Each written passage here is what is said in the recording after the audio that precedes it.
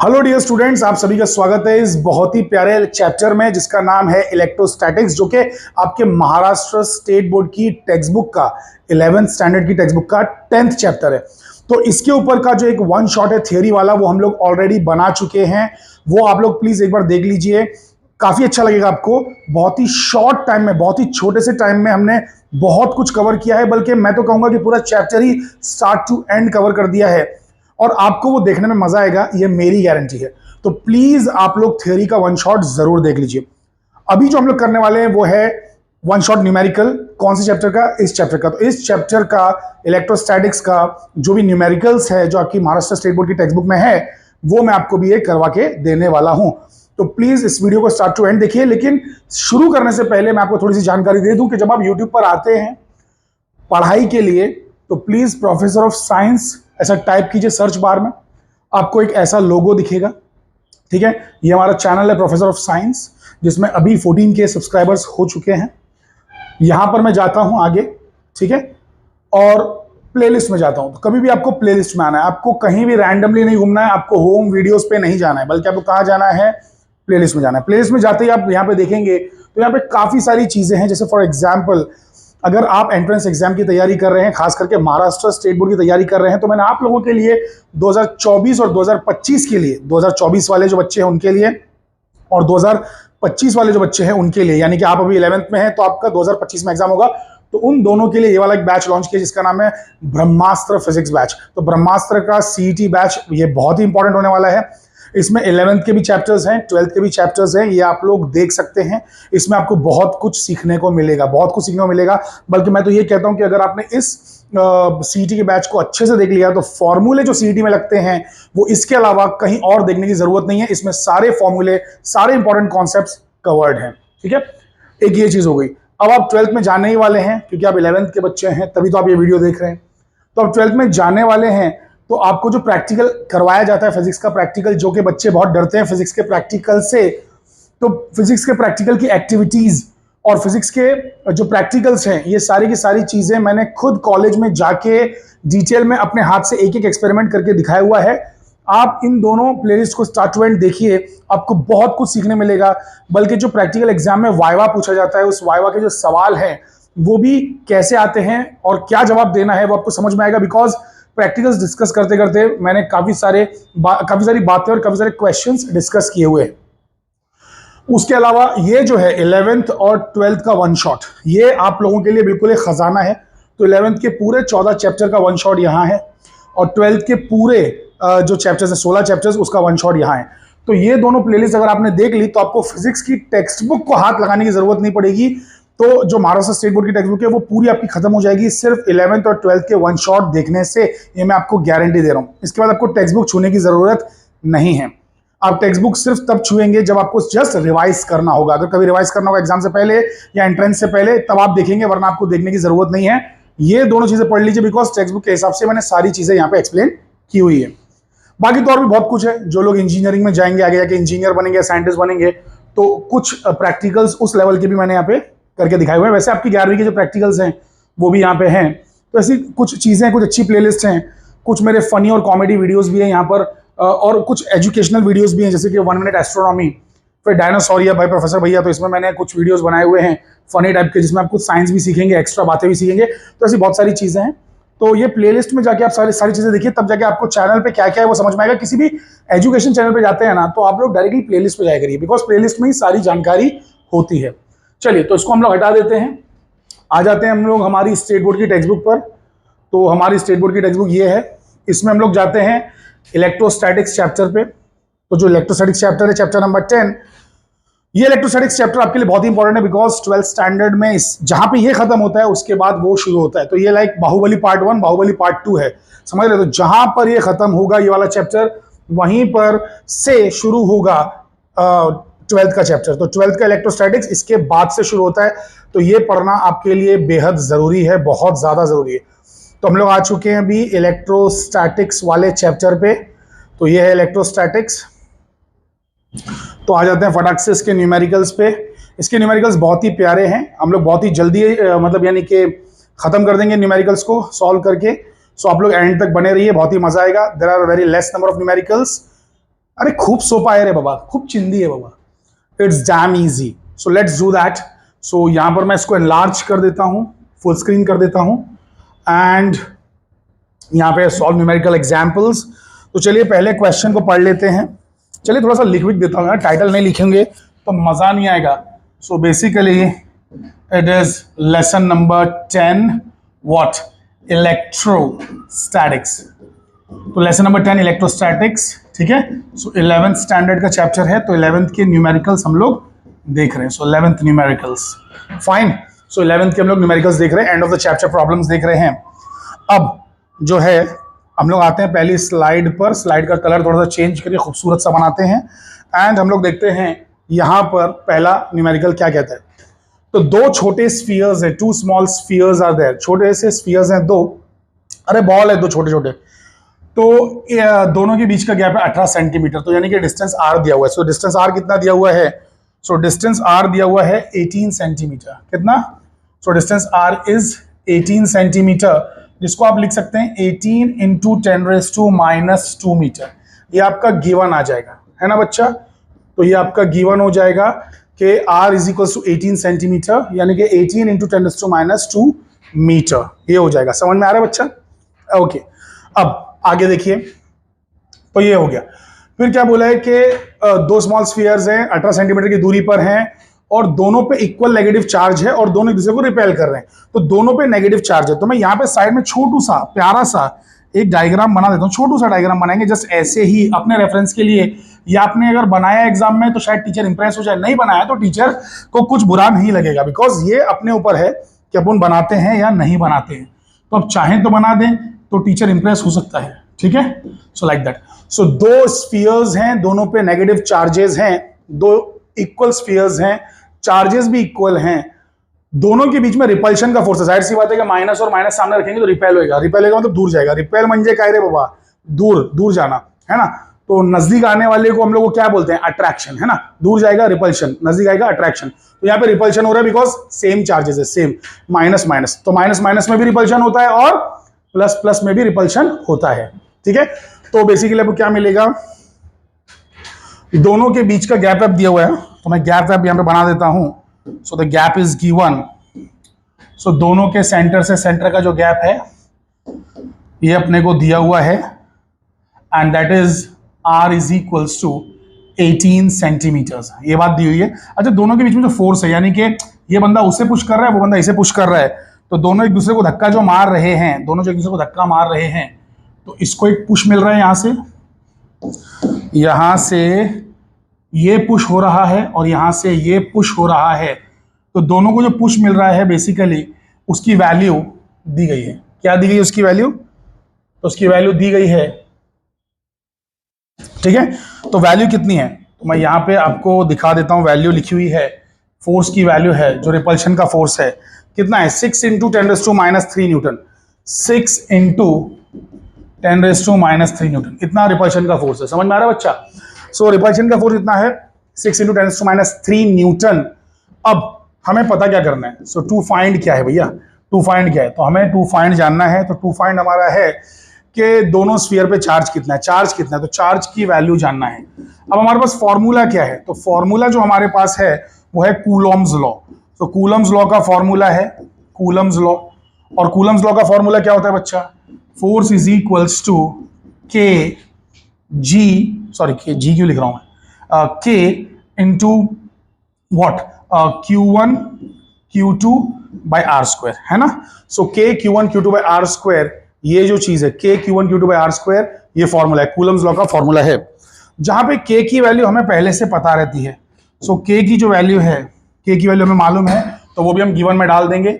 सो के की वैल्यू है 1/4πε0। अब आप बोलेंगे सर ये तो बहुत अजीब वैल्यू है, तो इसकी वैल्यू और आगे मैं शॉर्टकट में बता रहा हूं, 9 इंटू 10⁹ न्यूटन मीटर स्क्वायर पर कूलम स्क्वायर, ठीक है। तो अभी फिलहाल के लिए यूनिट याद नहीं भी रखोगे तो चलेगा। 9 इंटू 10⁹ बहुत ही सिंपल और सरल इसकी वैल्यू है, ठीक है। हाँ क्या ना बच्चा, तो बहुत ही सिंपल और सरल इसकी वैल्यू है। सो के की वैल्यू हमें पता है। अब आ जाते हैं हम लोग सोल्यूशन पे, किस पे आ जाते हैं, सोल्यूशन। तो हम लोग आ चुके हैं सोल्यूशन पर। तो सोल्यूशन में अगर आप देखेंगे तो हमें निकालना है कि Q1 Q2 की वैल्यू निकालनी है, मतलब Q की वैल्यू निकालनी है, दोनों Q सेम है, उन लोगों ने बोला है charges are same. So Q1 equal to Q2, तो दोनों को नाम हम लोग Q दे देते हैं। तो अब फॉर्मूला बन जाता है K Q square upon R square.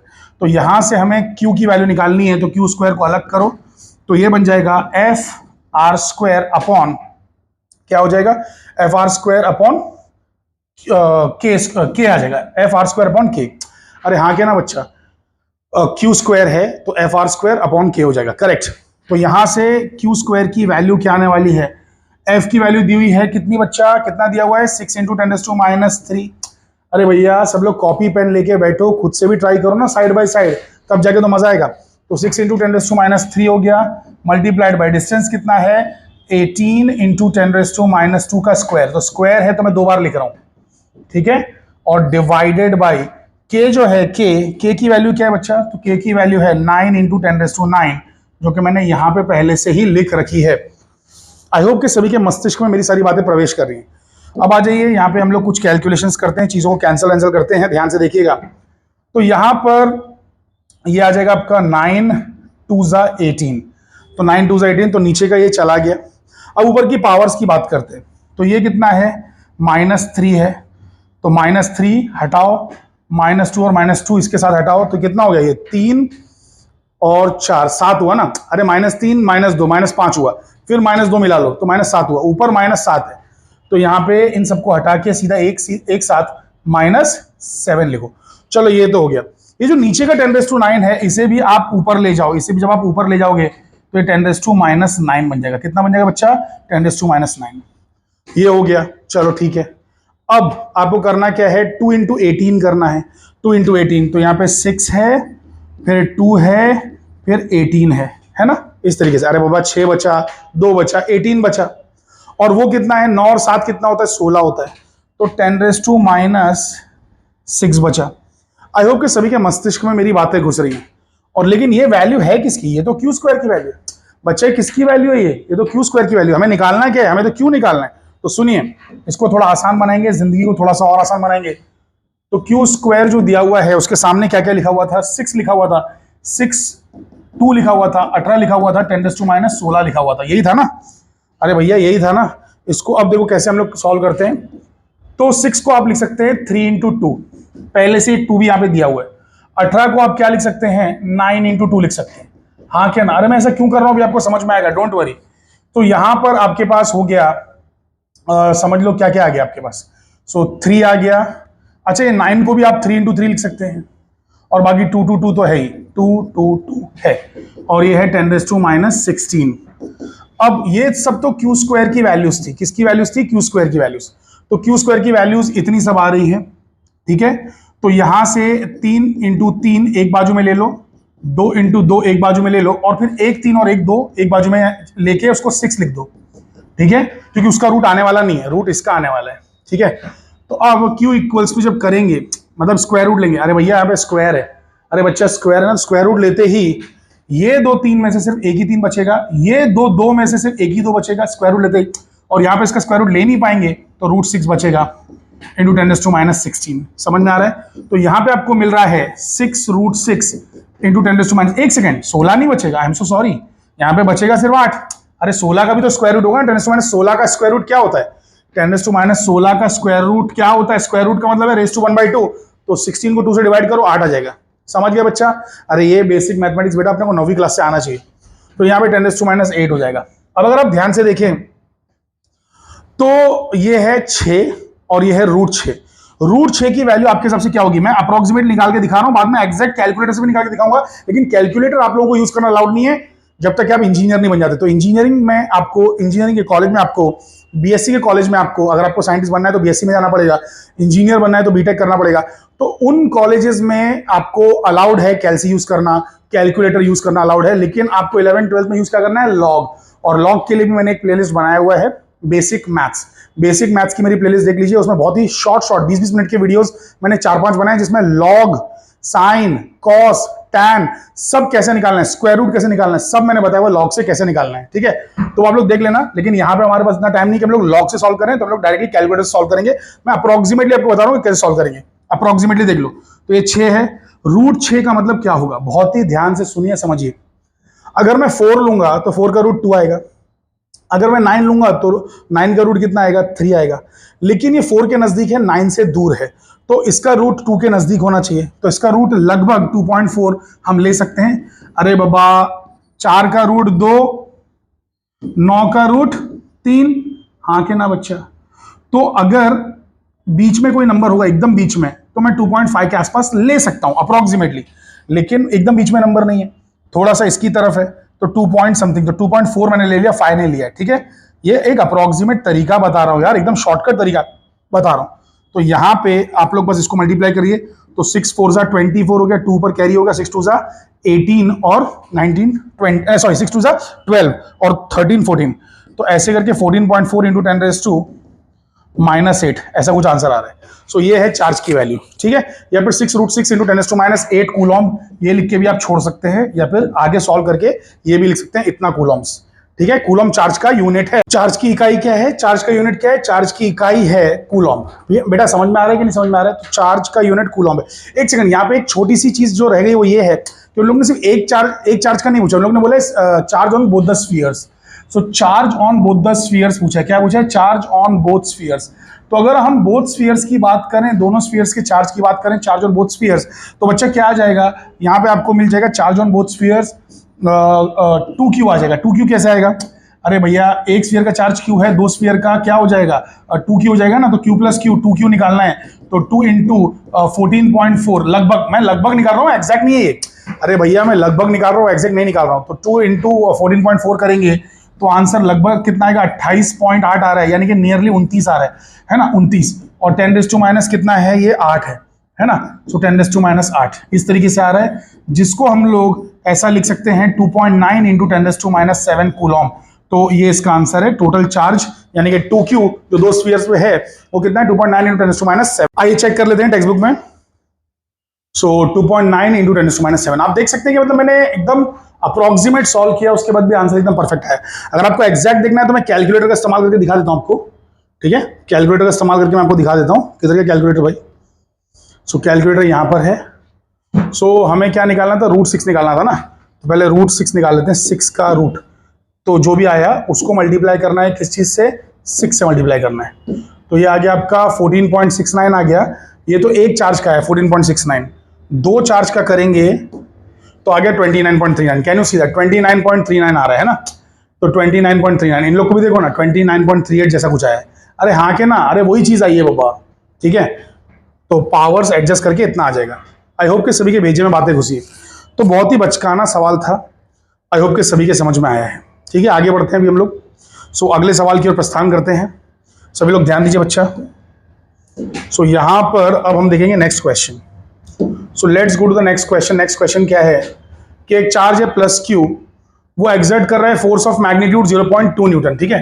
तो एक चार्ज है जो कि प्लस क्यू है, उसका फोर्स जो है इतना है, तो ये फोर्स दिया हुआ है ऑन अनदर चार्ज, और अनदर चार्ज जो दिया है वो -2q है। तो q1 की वैल्यू ये है, q2 की वैल्यू ये है। If they are separated by this much distance determine the value of q, ठीक है। अगर उनके बीच में गैप इतना है तो q की वैल्यू क्या है ये हमको पता करना है। चलिए आइए पता कर लेते हैं। चलिए तो देख लेते हैं फटाफट। तो अब हम लोग आ चुके हैं सेकंड वाले पे, सभी लोग ध्यान देंगे। सो गिवन में हमारे पास क्या है बच्चा, गिवन में है एक चार्ज है q1 जिसकी वैल्यू +q है, और दूसरा चार्ज है q2 जिसकी वैल्यू -2q है ना बच्चा। तो ऐसे 2 चार्जेस है अपने पास, तो +q और -2q, इनके बीच का जो गैप है वो है 25 सेंटीमीटर, जो कि हो जाता है 25 इंटू 10⁻2 मीटर हो जाता है, ठीक है। चलो ये भी ठीक है। उसके बाद क्या है, फोर्स जो है -0.2 न्यूटन का है। सो फोर्स जो है -0.2 न्यूटन, इतना फोर्स दिया हुआ है, ठीक है। तो एक प्लस एक माइनस चार्ज है, इसलिए फोर्स नेगेटिव आ रहा है। चलो टू फाइंड क्या है, टू फाइंड क्यू की वैल्यू, क्यू की value is to find. Formula क्या है, सो फॉर्मूला है force is equals to k Q1 Q2 upon r², है ना, कूलम्स लॉ फॉर्मूला है। चलिए आइए सोल्यूशन फटाफट देख लेते हैं। तो सोल्यूशन में हमें निकालना क्या, Q निकालना है ना, सुनो ध्यान से। तो F इक्वल्स टू के लिखेंगे, Q1 की जगह पे +q आ गया और Q2 की जगह पे -2q आ गया, और यहाँ पे डिस्टेंस r² हम डाल देंगे अभी, ठीक है। अब इसको सब्स्टिट्यूट करेंगे, डोंट वरी। सो यहाँ पे आपका हो जाएगा -0.2 माइनस 0.2 इज इक्वल्स टू के की वैल्यू सभी को मालूम है 9 इंटू 10⁻⁹ है, पहले प्रॉब्लम में भी हमने देखा था। और यहाँ पे -2q² आ रहा है, कितना आ रहा है -2q²। अरे भैया q इंटू क्यू क्या होता है, q² होता है ना, डिवाइडेड बाई डिस्टेंस कितना है 25 इंटू 10⁻², इसका स्क्वायर है ना, r²। सो देयरफॉर ध्यान से देखिए q² को एक साइड पर रखेंगे तो अच्छा ये माइनस और ये माइनस कैंसिल हो जाएगा। अरे बाबा दोनों साइड के जो माइनस है बच्चा, ये माइनस कैंसिल होगा ना, अरे हाँ के ना, तो दोनों बाजू का जो माइनस है वो कैंसिल हो जाएगा। ओके, दोनों बाजू का माइनस कैंसिल हो जाएगा। अब q² एक साइड पे रखेंगे, q², 0.2 को इधर ही रखेंगे, इसको मल्टीप्लाई करेंगे इससे तो ये हो जाएगा 625। 625 कैसा है, 25 का स्क्वायर क्या होता है बच्चा, 25 इंटू 25 क्या होता है 625, तो 625 हो गया। और 10⁻² का स्क्वायर 10⁻⁴ आ गया। इसको डिवाइड करेंगे किससे, 9 इंटू 10⁻⁹ से डिवाइड करेंगे, है ना। और यहाँ पे 2 भी था ना, अरे भैया 2q² है ना, तो 2q² को इधर रखा हुआ है और इसको इधर ही रखा एक साइड पे, और इधर इसको इधर ले गए और इसको नीचे ले गए, ठीक है, इस तरीके से। तो अब यहां से अगर मैं कैंसिल करना चाहूं तो 0.2 और 2 को कैंसिल करेंगे तो यहाँ पे 10 आएगा, क्योंकि 0.2 से 10 गुना बड़ा है 2, ठीक है, एक ये चीज हो गई। अब इस 10 को नीचे ले जाएंगे तो q² इज इक्वल्स टू क्या हो जाएगा 625 इंटू 10⁻⁴ डिवाइड बाई 9 इंटू 10⁻10। कैसे आया ये 10⁻10 बच्चा, ये 10⁻10 कैसे आया, ये इस वजह से आया, उसके पीछे का रीजन क्या है, ये इस वजह से आया क्योंकि ये 10⁻9 था, ये 10⁻9 था, हाँ क्या ना बच्चा। तो ये 10 भी नीचे आ गया तो 10⁻10 बन गया, समझ गए। अब इसका स्क्वायर रूट ले लो तो q इक्वल्स टू क्या आएगा, ये देखो 625 का स्क्वायर रूट आएगा 25, 9 का स्क्वायर रूट आएगा 3, और बाकी 10⁻⁴ का स्क्वायर रूट 10⁻² आएगा, 10⁻10 का आएगा 10⁻5, समझ गए। तो ये आपको आ रहा है 25/3। 24/3 होता तो 8 आंसर आता, बराबर 8 आता, 24/3, अरे 8 3 से 24, तो 8 से थोड़ा सा बड़ा आएगा, तो 8.33 के आसपास आंसर आएगा लेट से। सो 8.33 इंटू 10⁻⁻7, -7 कैसे हुआ, ये जो नीचे का 5 है ऊपर जाके -5 हो जाएगा, तो -5 और -2 मिला के -7 हो जाएगा, तो 8.33 इंटू 10⁻7 कूलॉम्स, इस तरीके से आ जाएगा। अरे बच्चा समझ में आ रहा है कि नहीं, तो q इक्वल्स टू ये बन जाएगा 0.833 इंटू 10⁻6 कूलॉम, जिसको इंसान चाहे तो ऐसा भी लिख सकता है शॉर्ट में माइक्रो कूलॉम, बिकॉज 10⁻6 का मतलब होता है micro, so that is the answer. Let's check the answer. So 0.8333 micro coulombs, so that was the answer. I hope कि सभी के भेजे में बातें घुस रही हैं। चलिए अगले वाले प्रॉब्लम पे आ जाते हैं फटाक से। So let's go to the next problem. यहाँ पे क्या दिया हुआ है कि 4 चार्जेस हैं और उनकी वैल्यू क्या दी है, एक की वैल्यू दी है 6 इंटू 10⁻6, अच्छा सबकी वैल्यू ईच बोला, ईच, तो सबके सब इतने ही हैं 4 चार्जेस, और चारों स्क्वायर के कॉर्नर पर रखे। तो चलिए आइए एक एक करके क्वेश्चन को ब्रेक करेंगे, तोड़ेंगे, ठीक है। नई स्लाइड ले ले रहा हूं अच्छी वाली। तो हमारे पास यहां पर है क्या है, तो हमारे पास है यहां पर, एक सेकंड दूसरी स्लाइड लेता हूं, ये ज्यादा अच्छी स्लाइड रहेगी यहाँ पे इस प्रॉब्लम के लिए, क्योंकि हमें कुछ डायग्राम बनाना पड़ेंगे। तो हमारे पास एक स्क्वायर है, हमारे पास क्या है, स्क्वायर है, तो वी हैव अ स्क्वायर, तो let's make a square, let's create a square. तो ये हो गया हमारे पास एक स्क्वायर, ठीक है, जिसके 4 कोने पर 4 चार्जेस रखे हैं और सबकी वैल्यू सेम है, और वो वैल्यू कितनी है 6 इंटू 10⁻⁻, कितना बोला है 6 इंटू 10⁻8 कूलॉम्स। तो हर चार्ज की इतनी ही वैल्यू है, 6 इंटू 10⁻8, हर चार्ज की वैल्यू इतनी है 6 इंटू 10⁻8, 6 इंटू 10⁻8, सबकी वैल्यू इतनी है। बच्चा समझ में आ रहा है कि नहीं समझ में आ रहा है, तो हर एक की वैल्यू इतनी दी गई है। अब आगे क्या बोला है देखिए, आगे बोला है कि साइड्स 3-3 सेंटीमीटर की साइड्स हैं, calculate the resultant force on each charge and show its direction on a diagram drawn to the scale. अच्छा हर एक चार्ज पर कितना फोर्स होगा, चलो वो तो ठीक है, वो तो निकाल लेंगे। साइड्स कितनी है, तो गैप जो है ना साइड्स के बीच में, अरे भैया जो दूरी है साइड्स की, जो दूरी है मतलब मान लो यहाँ से यहाँ तक, तो ये जो दूरी है यहाँ से यहाँ तक की, ये दूरी है कितनी, तो ये दूरी दी गई है 3 सेंटीमीटर, यानी कि 3 इंटू 10⁻² मीटर, तो ये दूरी दी गई है, तो ये डिस्टेंस हो गया है ना। अच्छा एक डिस्टेंस हमको ये भी लगने वाला है, ये मत भूलो कि हमें ये डिस्टेंस भी लगने वाला है। आप बोलेंगे सर ये डिस्टेंस हमको क्यों लगेगा, उसके पीछे वजह है बच्चा, सुनो। उन लोगों ने क्या बोला है, कोई भी एक चार्ज पकड़ो, कोई भी एक चार्ज पकड़ के उस पर बाकी सब चार्जेस की वजह से फोर्स निकालो। कोई भी एक चार्ज पकड़ो, उसके ऊपर लगने वाला बाकी चार्जेस की वजह से फोर्स निकालो। तो लिसन वेरी केयरफुली, मैं मान लो पकड़ लेता हूं ये वाला चार्ज, मैं ये चार्ज ले लेता हूं, ठीक है, तो ये मेरा मेन चार्ज है। तो भैया इससे उसकी दूरी तो 3 है, इसकी दूरी भी 3 है, लेकिन इसकी दूरी 3 थोड़ी ना है, इसकी दूरी तो कुछ और है ना। अरे भैया ये दूरी भी 3 है, ये दूरी भी 3 है, ठीक है, लेकिन ये दूरी थोड़ी ना 3 है, तो ये दूरी भी तो चाहिए ना। तो ये दूरी मैं लिख देता हूं, यहां पे आ जाएगा आंसर 3√2 इंटू 10⁻²। अब बोलेंगे सर आपने डायरेक्टली कैसे निकाल दिया? बेटा ये सब बचपन में पढ़ने की चीजें, मैथमेटिक्स की चीजें हैं। डायगोनल, इसको डायगोनल बोलते हैं, तो ऐसा क्रॉस जाता है ना उसको बोलते हैं डायगोनल। तो डायगोनल का फॉर्मूला होता है, डायगोनल होता है √2 इंटू साइड। तो स्क्वायर का जो डायगोनल है उसका फॉर्मूला होता है √2 इंटू साइड। तो साइड कितनी है? 3, तो 3 इंटू √2। समझ में आया? 3 इंटू √2। अरे समझ गए कि नहीं समझ गए? तो अब इस चार्ज को, ये प्राइमरी चार्ज है, इसका नाम मैं रख रहा हूं Q, इसका नाम मैं Q रख रहा हूं, ठीक है, इसका नाम Q रख रहा हूं। बाकी इसका नाम मैं रख रहा हूं Q1, इसका नाम मैं रख रहा हूं Q2 और इसका नाम मैं रख रहा हूं Q3। अरे नाम कुछ भी चुन सकते हो अपनी मर्जी से, ठीक है, चारों सेम चार्ज है, लेकिन पहचानने के लिए खड़ी है कौन से चार्ज की बात चल रही है, मैंने अलग अलग नाम दे दिया। तो Q है वो Q1 है, Q3 है, Q2 है। तो आप बहुत ही ध्यान से सुनेंगे और समझेंगे, बहुत ही ध्यान से सुनेंगे और समझेंगे कि होगा ये, ध्यान से देखिए बच्चा, होगा ये, मैं छोटे छोटे स्क्वायर बना रहा हूं। अरे ये क्या है? छोटा स्क्वायर बना रहा हूं, ध्यान से देखिए। जब बात चलेगी इस चार्ज की और इस चार्ज की बात चलेगी, जब बात चलेगी किसकी? Q3 की और Q की बात चलेगी, तो हमें जाहिर सी बात है जो डिस्टेंस लेना होगा वो डिस्टेंस कहां से कहां लेना होगा? वो डिस्टेंस लेना होगा यहां से यहां का डिस्टेंस। अरे हाँ के ना मेरा बच्चा, यहां से का डिस्टेंस लेना होगा कि नहीं होगा? तो ये डिस्टेंस लेना होगा। फोर्स कितना आएगा? तो फोर्स निकाल लेते हैं। तो फोर्स की वैल्यू आने वाली है, सो F, इसका नाम रख देते हैं 3, तीसरे चार्ज की वजह से फोर्स, इसका नाम क्या रखेंगे? F3। सो F3 है कितना? F3 कितना बच्चा? सो F3 की जो वैल्यू आने वाली है, बहुत ध्यान से सुनिए, F3 की वैल्यू आने वाली है, वो आने वाली है K मतलब 1/4πε0 और फिर एक Q और ये दूसरा Q, ठीक है, जो कि दोनों सेम है, दोनों सेम है, तो Q² बोल देंगे। और डिस्टेंस कितना है? एक सेकंड, आपको नहीं समझ में आ रहा है ना, तो Q² मत बोलो, बोलो Q3 इंटू Q, ठीक है, डिवाइड बाई डिस्टेंस का स्क्वायर। और डिस्टेंस कितना है अपने पास?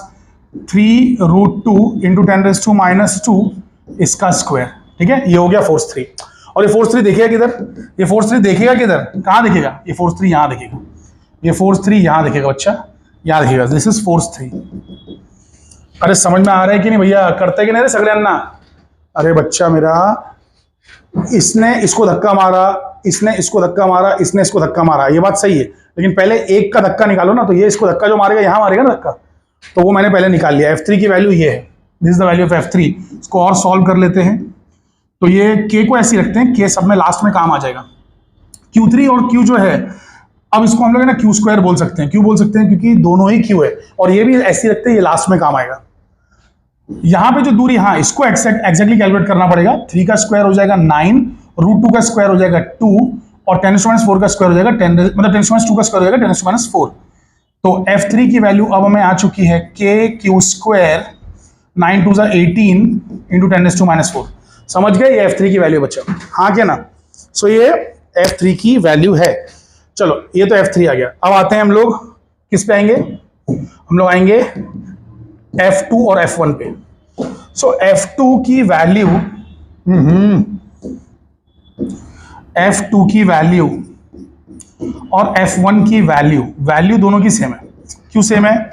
चार्ज सेम है, डिस्टेंस सेम है, तो वैल्यू सिर्फ सेम है। और वैल्यू कितनी है? K Q1 इंटू Q लिखो, चाहे K Q2 इंटू Q लिखो, बात एक ही है, हाँ क्या ना? और डिस्टेंस भी दोनों का सेम है, जो क्या है 3 इंटू 10⁻², उसका स्क्वायर, दोनों ही सेम है यार। वैल्यू की बात कर रहा हूं सिर्फ, तो वैल्यू सेम है। समझ में आ रहा है? तो ये जो वैल्यू हो जाएगी F2 की वैल्यू चाहे F1 की वैल्यू, वो कितनी आने वाली है? वो आने वाली है KQ²। क्यों? क्योंकि Q1 भी Q है और Q भी Q है, तो Q² हो गया। वैसे ही Q2 भी Q है और Q भी Q है, तो Q² अपॉन 9 इंटू 10⁻4, ठीक है। तो देखो F2 F1 सबकी वैल्यू आ गई, F3 की वैल्यू आ गई। अरे हाँ क्या ना मेरा बच्चा, आ गई ना वैल्यू। इसका स्क्वायर बना के दिखाऊं, इसका स्क्वायर बना के दिखाऊं, देख लो इसका स्क्वायर, तो इसका स्क्वायर मैं बना के दिखा रहा हूं, ठीक है। अच्छा अब ध्यान से देखेंगे तो ये धक्का किधर मार रहा है, इधर देखो, ये चार्ज इसको धक्का मार रहा है इधर, और ये चार्ज धक्का मार रहा है किधर, इधर नीचे की तरफ, ठीक है। तो यहां पर जो फोर्स है, यहां पर जो फोर्स है, यहां पर इसका नाम मैं रख देता हूं क्या, क्योंकि ये Q2 है तो इसका नाम रखेंगे F2, और ये वाला Q1 है तो इसका नाम रखेंगे F1। सो F1 नीचे देख रहा है, F2 उधर देख रहा है।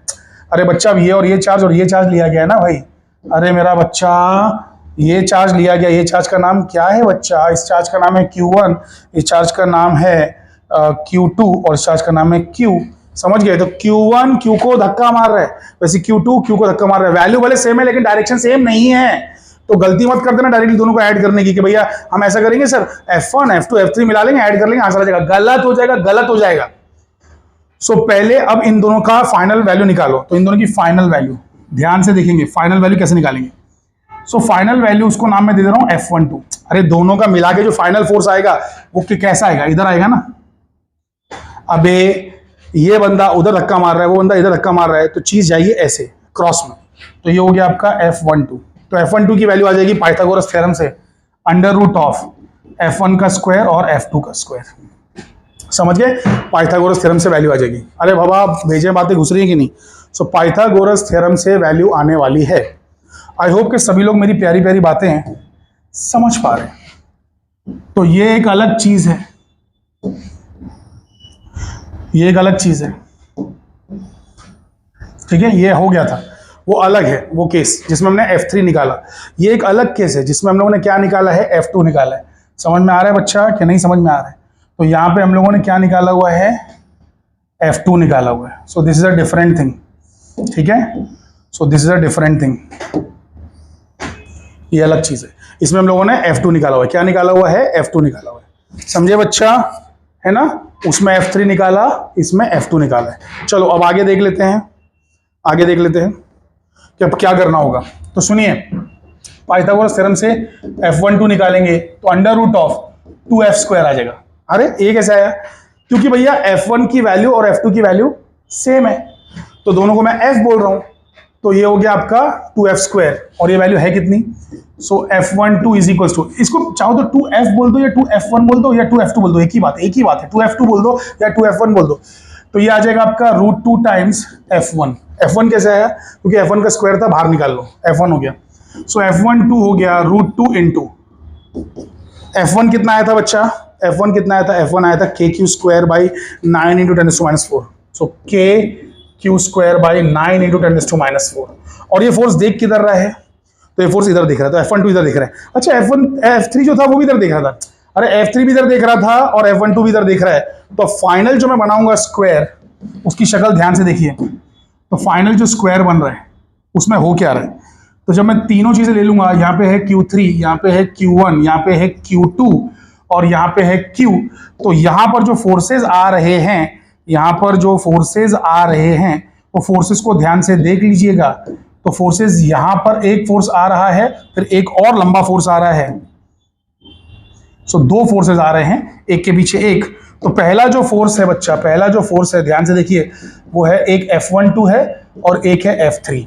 अबे देखो ध्यान से बे, F3 है और F12 है ना। तो दोनों एक ही डायरेक्शन में है, दोनों को डायरेक्टली ऐड करेंगे। सो देयरफॉर फाइनल फोर्स जो रहेगा, जिसका नाम रखेंगे F123, वो रहेगा F12 प्लस F3। क्या रहेगा, F12 प्लस F3।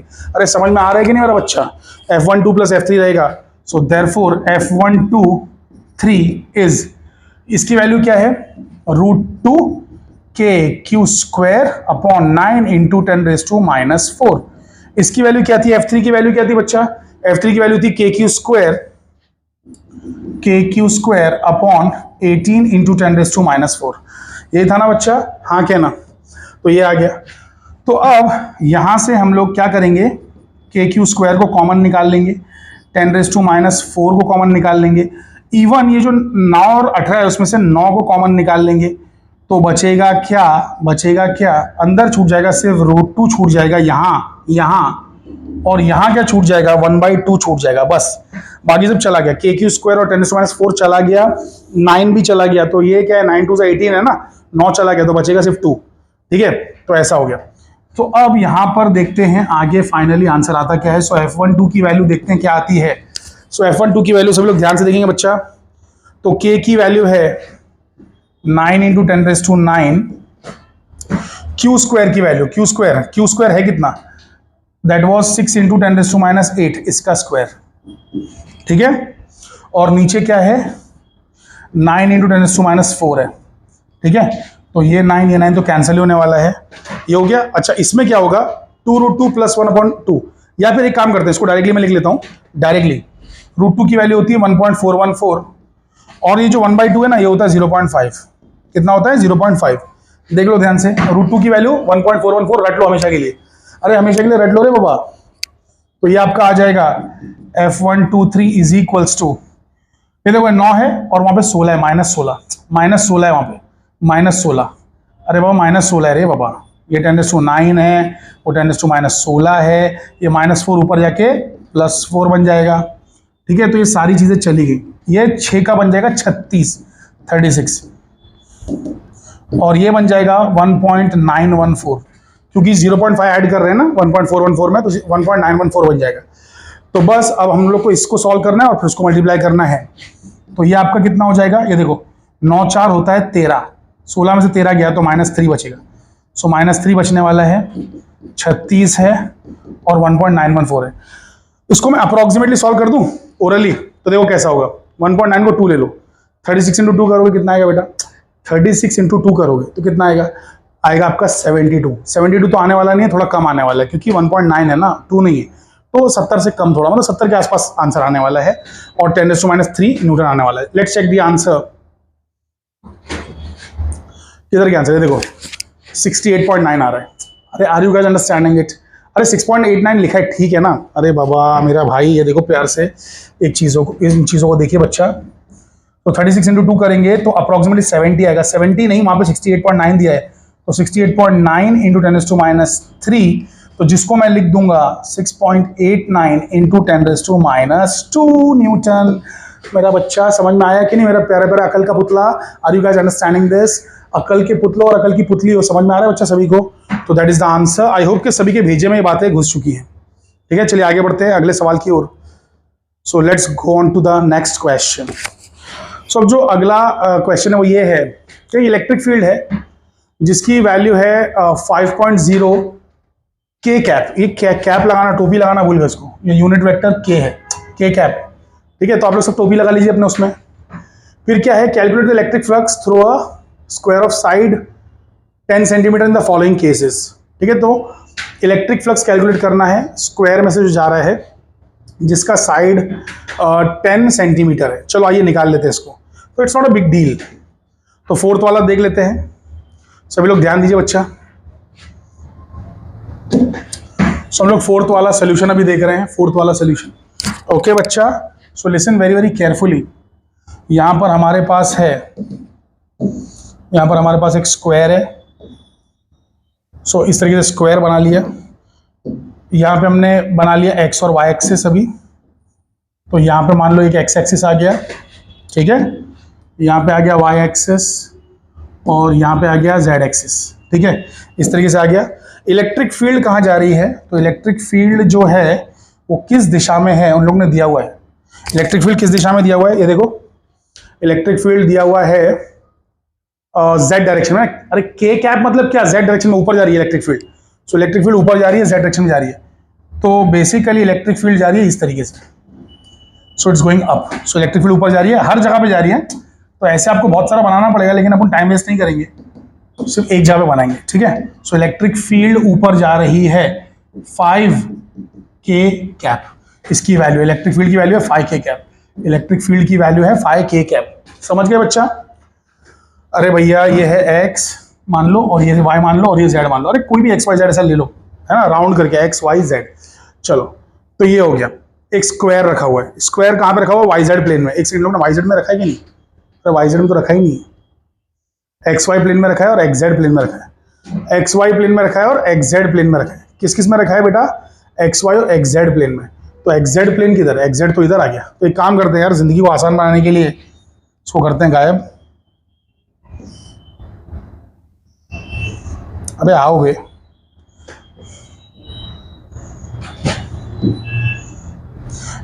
इसको बना देते हैं x, इसको बना देते हैं y, अपनी लाइफ आसान करने के लिए, और कुछ नहीं। z उधर ही रखो, इसको x ले लो, इसको y ले लो। अरे समझ में आ रहा है कि नहीं भाई? तो बच्चा ये है x, ये है y, ये है z, x y z। तो z में ये जा रहा है, और स्क्वायर कहाँ लेना है? स्क्वायर लेना है आपको, ये पता नहीं स्क्वायर है कि कोई और शेप है, लेट्स चेक। कुछ अलग ही शेप है, तो ट्रेपेजियम दिख रहा है। तो स्क्वायर टेढ़ा मेढ़ा कैसे बनाऊं यार, ऐसे ही बनाना पड़ेगा लग रहा है। तो देखो, ये लिया, ये लिया, ये लिया, ठीक है, इस तरीके से ले लिया। एक स्क्वायर आ गया एक्स वाई प्लेन में। तो पहला स्क्वायर एक्स वाई प्लेन में, एक्स वाई प्लेन में, स्क्वायर एक्स वाई प्लेन में है। इसमें से कितना फ्लक्स पास हो रहा है? अब सुन लो जरा फ्लक्स क्या होता है। तो लिसन लिसन लिसन, सुनिए सुनिए सुनिए। तो फ्लक्स का फॉर्मूला होता है ई ए कॉस थीटा। क्या होता है? ई ए कॉस थीटा। तो ई जो है, ई उसकी वैल्यू तो 5 है, ठीक है, और ई देख रहा है ऊपर। और जो एक्स वाई प्लेन में जो स्क्वायर बैठा हुआ है, स्क्वायर जो एक्स वाई प्लेन में बैठा हुआ है, इसका एरिया किधर देख रहा है? तो सुनो, याद रखना कभी भी जिंदगी में याद रखना कि एरिया का जो डायरेक्शन होता है हमेशा परपेंडिकुलर होता है। क्या होता है? परपेंडिकुलर। एरिया का डायरेक्शन क्या होता है बेटा? परपेंडिकुलर। तो बाबा ये जो एरिया है, अरे ये जो एरिया है यार, इसका डायरेक्शन ये है, तो ये एरिया का डायरेक्शन है। तो एरिया और इलेक्ट्रिक फील्ड का डायरेक्शन सेम है, ठीक है, तो एंगल 0 है। तो एरिया का वैसे वैल्यू कितनी आएगी? हम लोग ने स्क्वायर ऑफ साइड कितना दिया है? 10 सेंटीमीटर। तो 10 सेंटीमीटर की साइड है, 10 सेंटीमीटर। ये हो गया 10, ये हो गया 10, है ना, ये हो गया 10, ये हो गया 10, ये साइड भी 10 है। तो 10 का स्क्वायर 100 सेंटीमीटर स्क्वायर आ रहा है। तो 100 सेंटीमीटर स्क्वायर। अच्छा, कॉस ऑफ 0, ये एंगल 0 है। तो अब ये आ गया आपका 5 इंटू 10⁻², इंटू जो सेंटीमीटर होता है 10⁻² मीटर होता है, और स्क्वायर में दिया है तो 10⁻4 मीटर स्क्वायर हो जाएगा। और cos 0 1 होता है। cos 0 क्या होता है बेटा? 1 होता है। वो चला गया। तो यहां पर जब हम देखेंगे ध्यान से, तो 10⁻² इसके साथ कैंसिल होकर से बचेगा 10⁻², मतलब 2 और -4 के साथ कैंसिल होकर -2 बचेगा। तो 5 इंटू 10⁻² यानी कि 0.05 आ रहा है, दैट्स इट। तो ये इसका आंसर है। सो 0.05। तो पहला आंसर आ गया 0.05, ये फर्स्ट का आंसर है, पहला आंसर। तो ये वाला जो स्क्वायर है इसका आंसर पूछा है, इतना आ रहा है, ठीक है बच्चा, ओके। अब आ जाते हैं दूसरे वाले पे। तो दूसरा वाला कौन सा है? एक्स जेड प्लेन में बैठा हुआ है। कहां बैठा हुआ है? X Z plane. तो एक्स जेड प्लेन जो है, एक्स जेड प्लेन जो है वो ये वाला प्लेन है। तो इसमें ऐसा करके एक बना देता हूं, ये एक साइड बना देता हूं, एक साइड तो ये है ही, ये बराबर नहीं बना, ये भी बराबर नहीं बना है। So it's like this and then like this, ठीक है। तो अब स्क्वायर बराबर बन गया। तो ये स्क्वायर में से कितनी इलेक्ट्रिक फील्ड जा रही है? इसका आंसर है 0। इसका आंसर क्या है? एक्स जेड पूछा है क्या? ओह शिट, ये तो वाई जेड बना दिया, ये वाई जेड पूछा ही नहीं, एक्स जेड पूछा है ना। एक्स जेड का आंसर क्या है बच्चा? 0 है। इसका आंसर 0 क्यों आएगा? क्योंकि इस बंदे का जो एरो है वो कहां जाएगा? इस बंदे का एरो कहां जाएगा? इस बंदे का एरो कहां जाएगा? अरे बाबा, इस बंदे का एरो कहां जाएगा? ऐसा बोर्ड से बाहर आएगा।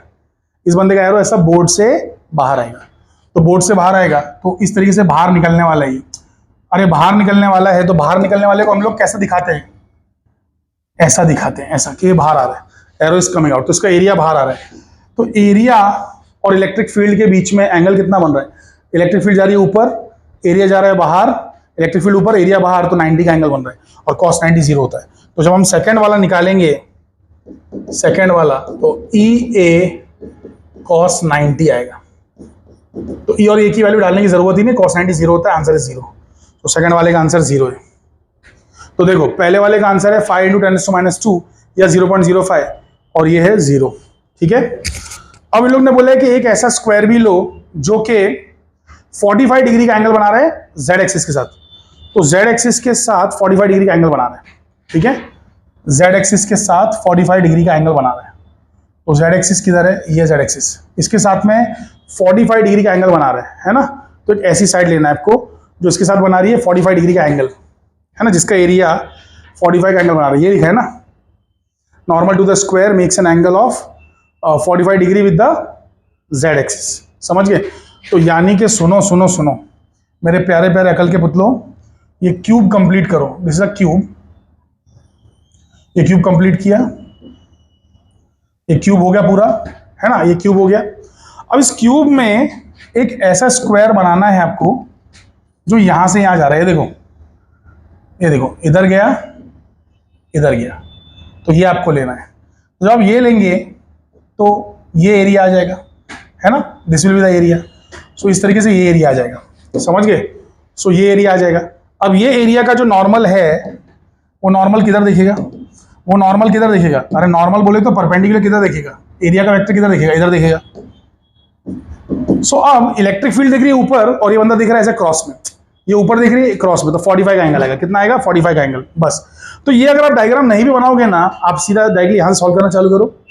तो पहला है आपका 0 का एंगल, तो आपका आंसर आ जाता है कुछ ना कुछ, है ना। फिर दूसरे का है एंगल 90, तो आंसर आ जाता है 0। और लास्ट में एंगल है 45, सो ई ए cos 45। सो ई की वैल्यू है 5, ए की वैल्यू है 10⁻², है ना, 10⁻² बचता है लास्ट में। और cos 45 होता है 1/√2, इस तरीके से होता है। तो ये आ गया 5/√2 इंटू 10⁻²। तो ये आ गया आपकी वैल्यू 5/√2। अब जो भी निकालना होगा निकाल सकते हैं, अगर वैल्यू निकालना ही चाहते हैं तो मैं आपकी जिंदगी आसान बना दूं। 1/√2 की वैल्यू डायरेक्टली बता दूं आपको। सो 1/√2 की वैल्यू होती है 0.707। तो ये आंसर आ गया 35, 7 5 35। सो 3.5 ऐसा कुछ तो करके अप्रोक्सीमेटली आंसर आ जाएगा। That is answer, that's it, 3.5। Can you see that? तो आप लोग देख रहे हैं कि ये प्रॉब्लम्स जो है भले कम है, साथ ही प्रॉब्लम्स है, लेकिन बहुत ही डिटेल्ड है, बहुत ही डिटेल्ड। इनमें बहुत मेहनत करना पड़ रही है हमको, है ना। सो काफ़ी सारी डिटेल, बट ठीक है ना, अच्छी बात है कि कुछ मेहनत कर रहे हैं तो हमारा जो भेजा है उसकी जो ग्रे सेल्स है उसमें कुछ असर पड़ रहा है, उससे हम कुछ सीख रहे हैं। ठीक है, हमारा भेजे का जो सरफेस एरिया है, हमारे जो सर में जो गहराई हैं वो और फोल्ड हो रहे हैं, and we are becoming more intelligent as we go along, मतलब as we go on solving the problems. तो हम लोग जैसे प्रॉब्लम सॉल्व करते जा रहे हैं हमारा दिमाग बढ़ता चला जा रहा है, राइट। चलो आगे बढ़ते हैं अगले प्रॉब्लम की ओर। सो अगला प्रॉब्लम देख लेते हैं, अगला न्यूमेरिकल। सब लोग ध्यान से पढ़िए कि अगला न्यूमेरिकल क्या कह रहा है। तो फिफ्थ प्रॉब्लम क्या कह रहा है, ध्यान से देखिए।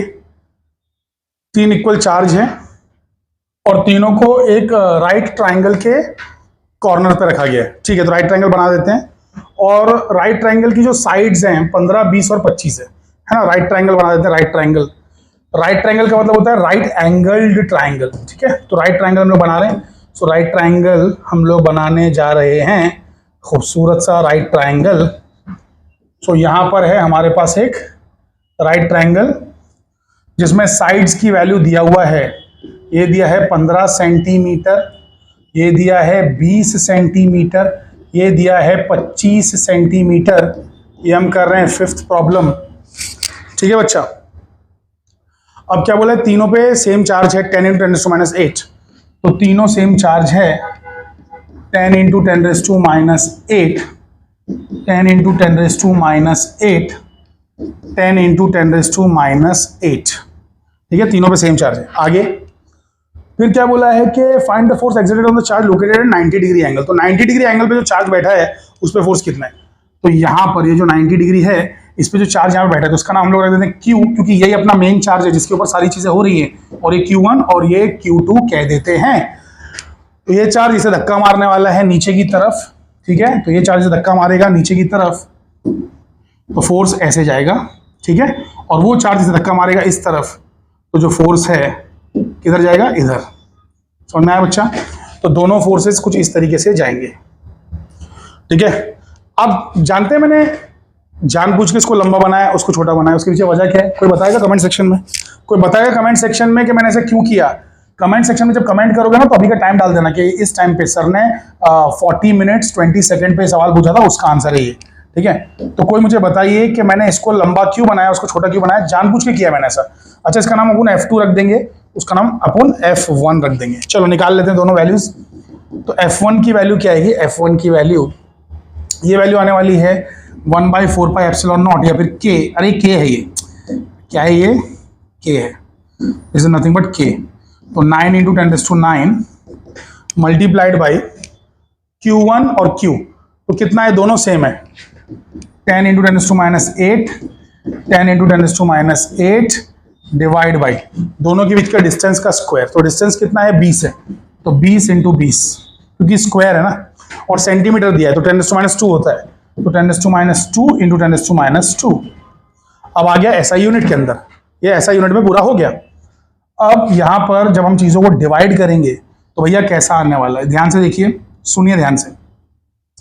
ये है आपके पास, ये 9 है, 9, ये एक मिला लोगे 10 हो जाएगा, ये एक मिला लोगे 11 हो जाएगा, तो ये टोटल मिला के 11 है।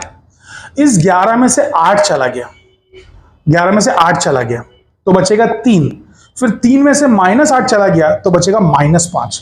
तो ये सब कुछ जानने के बाद यहाँ पे -5 ही सिर्फ बचने वाला है। बेटा ये पावर्स का खेल सीख लो यार, नहीं आता तो मेरा फर्स्ट जो लेक्चर था मेजरमेंट्स वाला वो देख लो। बेटा अभी क्या है ना, यूट्यूब पर इससे ज्यादा पढ़ाना बड़ा मुश्किल होता है।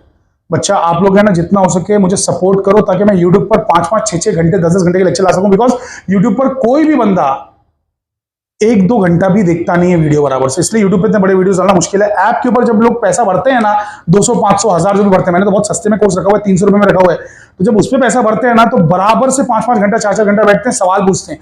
यहाँ कोई नहीं आता है, तो यूट्यूब पर जब ज्यादा बड़ी ऑडियंस मिलेगी तो मैं 5 घंटा यहाँ भी पढ़ाऊंगा, फ्री में पढ़ाऊंगा, ठीक है। चलिए एनीवे, तो ये जो चीज़ है 10⁻5 ऊपर आ गया। अब ये -2 -4 जो है इसको भी काट दो, तो -2 -4 जो है, जब आप इसको काटोगे इसके साथ, एक सेकंड से एक ही काटो, खाली -2 को काट दो तो बचेगा 10⁻3। ये क्यों नहीं काटा? क्योंकि ये इससे कट जाएगा, 2 और मतलब 20 और 20 है ना, तो 2 और 2 बना दो, 0 0 हटा दो, 10⁻2 कट गया। तो सारी पावर सब कुछ हट चुका है, सिर्फ 10⁻3 बचा है और यहाँ पे 9/4 बचा है। तो यहाँ पे आ गया आपका F1 की वैल्यू 9/4 × 10⁻3 न्यूटन। ये सिर्फ F1 की वैल्यू आई है बच्चा। किसकी वैल्यू आई है? F1 की वैल्यू। हाँ के ना मेरा बच्चा, ये सिर्फ F1 की वैल्यू आई। अरे ये क्या हो रहा है यार, सॉरी, ये F1 की वैल्यू आई है। हाँ क्या ना बच्चा? So this is the value of F1। What the hell is happening?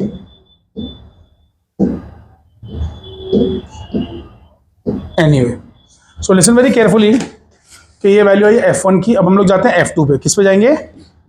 F2 पे जाएंगे। So will go to F2। F2 की वैल्यू निकालो भाई, तो वापस से आ जाएगा 9 × 10⁹, और फिर उसके बाद में दोनों चार्जेस, ये दोनों चार्जेस ये भी सेम ही है, तो 10 × 10 100 हो जाएगा, मतलब 10⁻2 हो जाएगा, और 10⁻8 × 10⁻8 10⁻16 हो जाएगा, ठीक है। ये फिर अजीब सा बन गया, 10⁻9 है ये, ठीक है, और ये 16 है, -16 है, ठीक है। कितना है? -16। समझ में आ रहा है बच्चा? 10⁻16।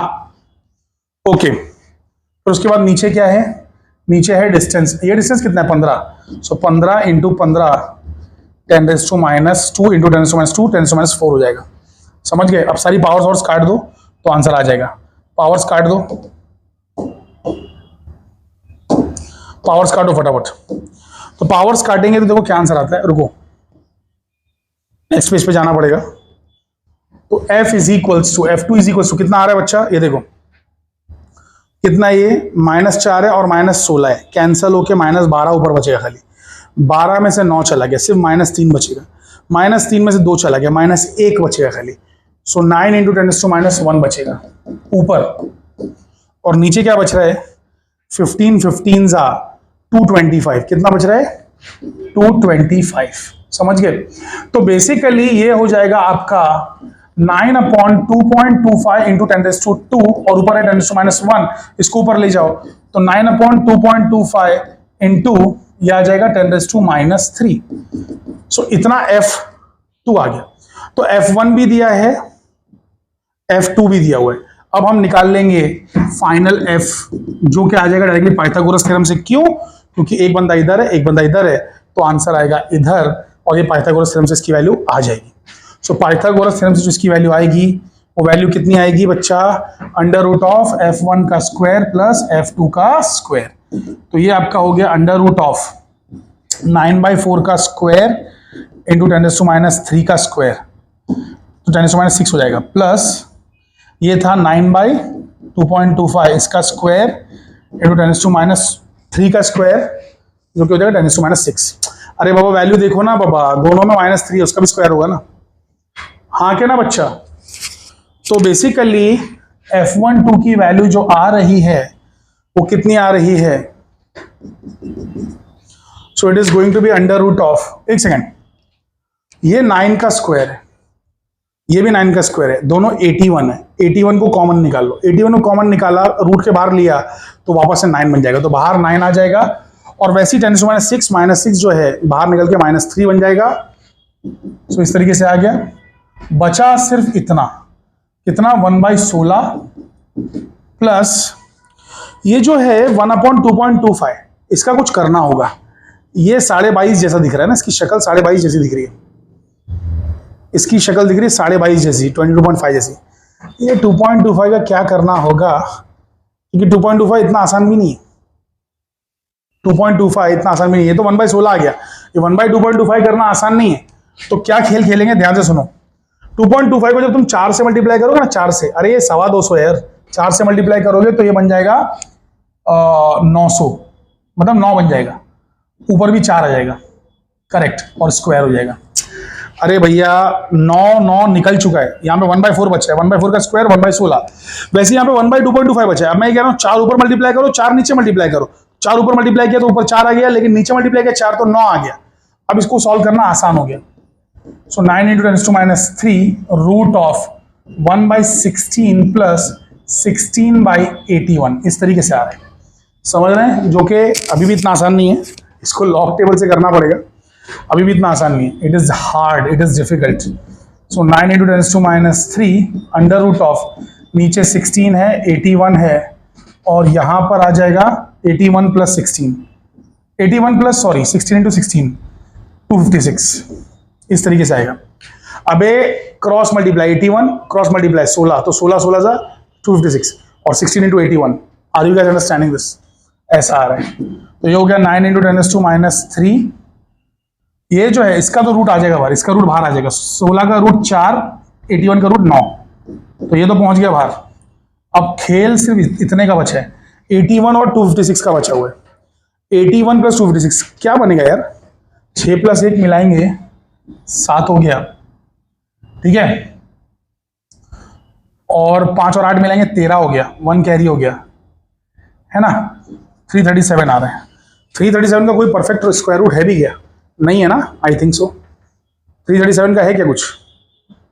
नहीं है ना। 19 का स्क्वायर रूट क्या होता है? 19 का, एक सेकेंड ना, अभी अपने को कैलकुलेटर की जरूरत पड़ने वाली है, तुम लोग लॉग से करना भाई।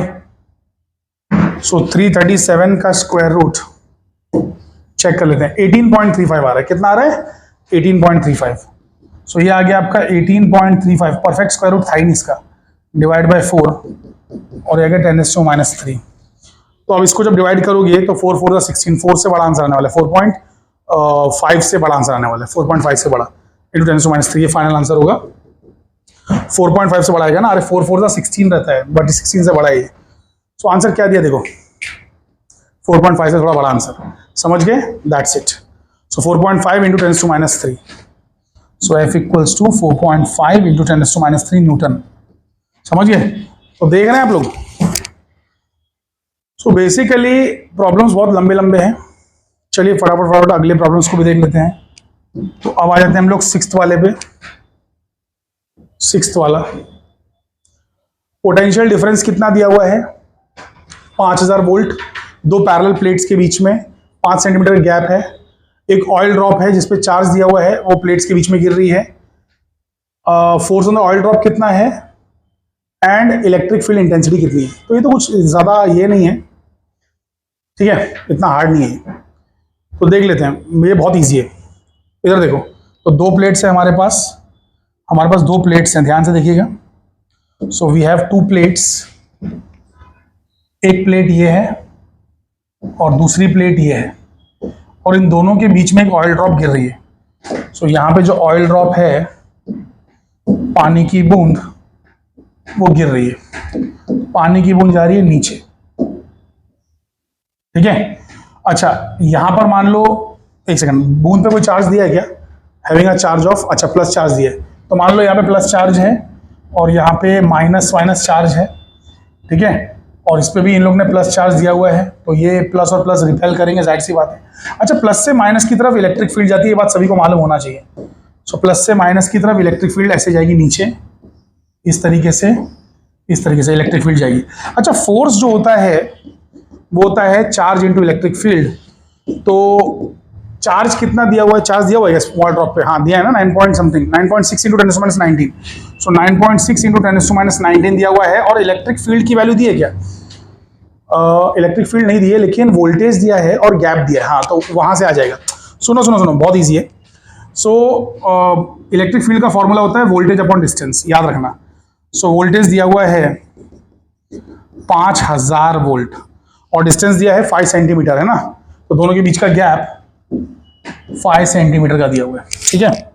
तो 5 सेंटीमीटर, तो 5 इंटू 10⁻2 मीटर आ जाएगा। तो यहाँ से आप कैंसिल जब करेंगे तो ये 5 कैंसिल हो गया, यहाँ पे बचेगा सिर्फ 1000, यहाँ पे 1000 बचेगा। -2 और -19 गया तो बचेगा कितना? -17, और 17 में से 3 चला गया तो बचेगा -14।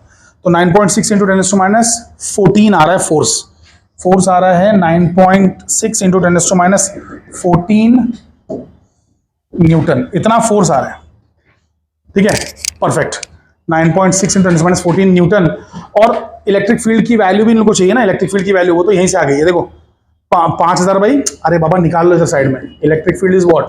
V/D ना, तो 5000 डिवाइड बाई 5 इंटू 10⁻2, तो ये आ गया आपका 1000 इंटू ये 10⁻2 ऊपर जाके क्या बन जाएगा? 10⁻2, तो 10⁵ आ जाएगा, 10⁵ न्यूटन पर कूलम। तो वही देखो यहाँ पे लिखा हुआ है। अरे 1 को मत देखो, रे 1 से क्या फर्क पड़ता है, तो 1 इंटू 10⁵ यानी कि 10⁵ न्यूटन पर कूलम आ गया। बहुत ही बचकाना सवाल था ये, तो और भी बचकाना है।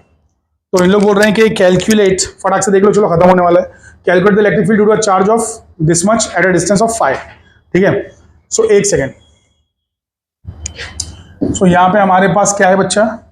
यहाँ पे हमारे पास है इलेक्ट्रिक फील्ड का फॉर्मूला विच इज Q/r², ठीक है। उनको क्या चाहिए था? उनको चाहिए था क्या? इलेक्ट्रिक फील्ड की वैल्यू चाहिए, है ना, इलेक्ट्रिक फील्ड की वैल्यू चाहिए, चार्ज दिया हुआ है। सो चार्ज इज 8 इंटू 10⁻8, ये तो अपने को मालूम ही है, 8 इंटू 10⁻8, इसकी वैल्यू 9 इंटू 10⁻9, और डिस्टेंस की वैल्यू कितनी दी हुई है? डिस्टेंस की वैल्यू दी हुई है कितना बच्चा? 5 सेंटीमीटर, है ना, 5 सेंटीमीटर। सो 5 इंटू 10⁻2 का स्क्वायर, सो ये कितना हो जाएगा अपना? ये हो जाएगा 9 8 72, 9 और 8 कैंसिल होकर सिर्फ 1 बचेगा, यहाँ पे आ जाएगा 25, ये आ जाएगा 10⁻4, ठीक है बच्चा, हाँ क्या ना। सो इस तरीके से आ जाएगा। सो इलेक्ट्रिक फील्ड की वैल्यू जो आने वाली है 10⁻4 ऊपर आएगा, +4 हो जाएगा, 5 आएगा, 10⁵ आने वाला है। और 72/25 करेंगे तो 3 से थोड़ा कम आएगा, 3 से थोड़ा कम। अरे बाबा अगर ये 75 होता तो 75/25 3 होता ना, तो 3 से थोड़ा कम आएगा। सो 2.8 के आसपास से 2.9 के आसपास आएगा, देखो 2.88, दैट इज आंसर। और चार्ज माइनस था तो माइनस में आंसर आ जाएगा। सो -2.88, दैट्स इट।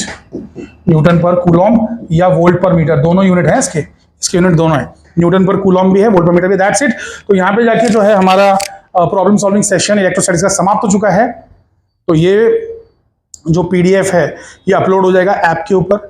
ऐप के ऊपर बहुत ही डिटेल में पढ़ाई होती है, जो भी चैप्टर्स है उसको बहुत ही डिटेल में पढ़ाया जाता है। वन शॉट तो सिर्फ और सिर्फ हम लोग जो है यूट्यूब के लिए रखते हैं, ठीक है, बिकॉज यूट्यूब पे कोई भी है ना 1-2 घंटे से ऊपर वीडियो देखता ही नहीं है, अनलेस वो मूवी हो, मूवी को ही लोग इतना देखते हैं। चलो anyway, so will stop here, thank you very much. अगर आपको ये वीडियो पसंद आए तो प्लीज लाइक करें, सब्सक्राइब करें, अपने दोस्तों के साथ इसको शेयर करें, ठीक है, ताकि सभी को इसका फायदा हो सके। So bye bye, take care, sayonara and जय हिंद, जय भारत, जय महाराष्ट्र।